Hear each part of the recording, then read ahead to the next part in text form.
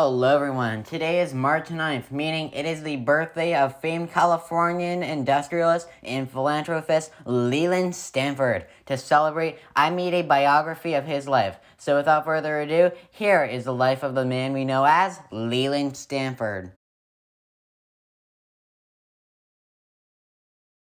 On this day, March 9th, 197 years ago in 1824, Amasa Leland Stanford was born to Josiah and Elizabeth Stanford, who I couldn't find a photo of for either of those two people. Leland, his two parents, and 7 siblings lived together in a cramped 2-story house in Waterloo, New York, now known as Colony. There are no known photos of this house or Leland's parents. Oh, and yeah, I don't really want to live in a house with 9 other people in it. Thank you very much. Up until the age of 12, Leland Stanford was given an education consisting of mostly going to a regular school as well as breaks, including 3 years of homeschooling. His parents let him go back to regular school for a while because his parents ran out of money to make themselves look rich by homeschooling him with money they really didn't have. After graduating out of school, Leland would enter his first job as an apprentice in the Albany law office. There are still no images of him at this age, which is kind of annoying. In 1848, Leland moved to the top business hub of New York City. No, that makes sense. Why would he do that? He actually moved to Port Washington, Wisconsin, because who knows why. Leland's siblings moved to Sacramento, California, to try and make a big green by opening a mercantile business, which would go out of business. So anyways, once in Port Washington, Leland Stanford opened a law office in this building. After, in 1850, the same year California became a state, he married his wife, Jane, who became Jane Stanford. Unfortunately for both of them, Leland's law office burned down in a fire, so they had to move to somewhere new. That new place was the Golden State, California.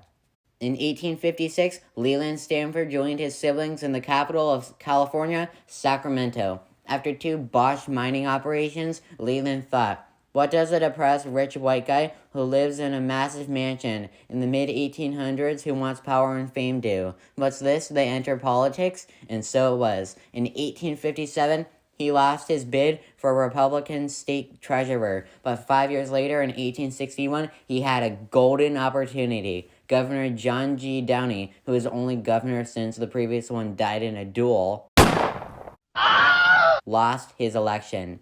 And so, Stanford ran for Republican governor of California. Surprise, surprise, he won!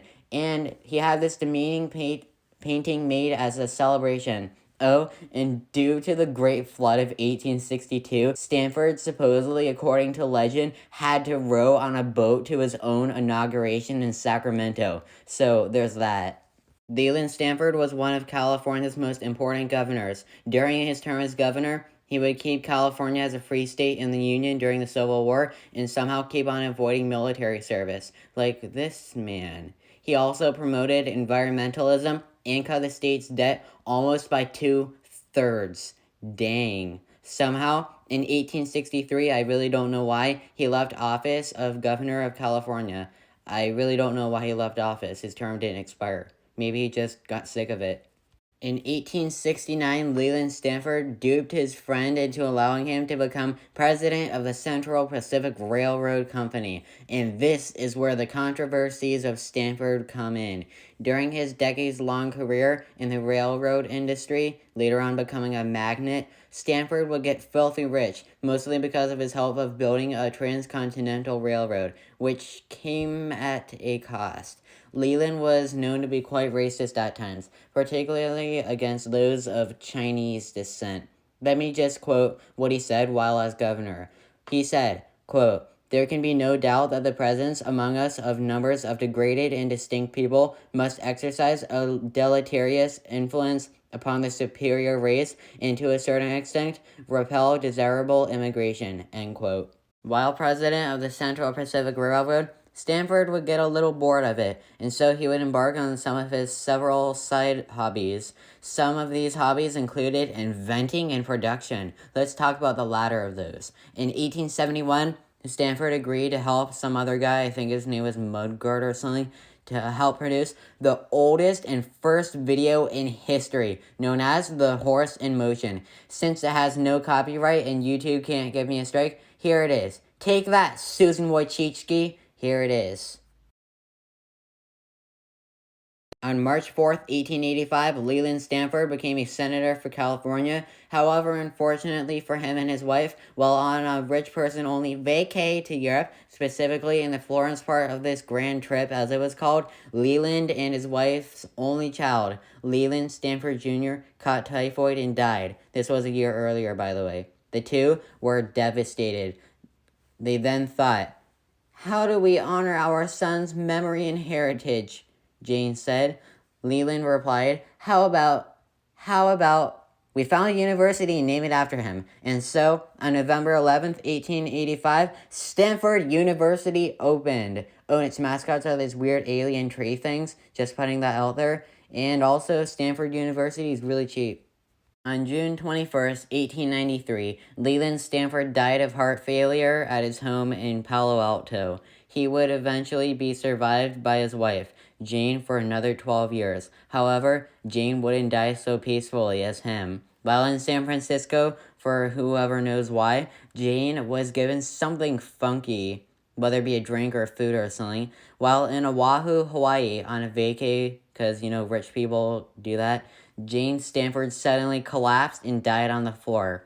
She had been poisoned with strychnine. What followed was a nationwide search for who had poisoned her and killed her, and why. This murder remains unsolved to this day, almost 200 years later. The most likely culprit, in my opinion, was the only person who was around her before she was on her Hawaii trip, her secretary named Bertha Burner. Nonetheless, she was buried with her husband at a crypt in Stanford University, which has some weird Egyptian theming.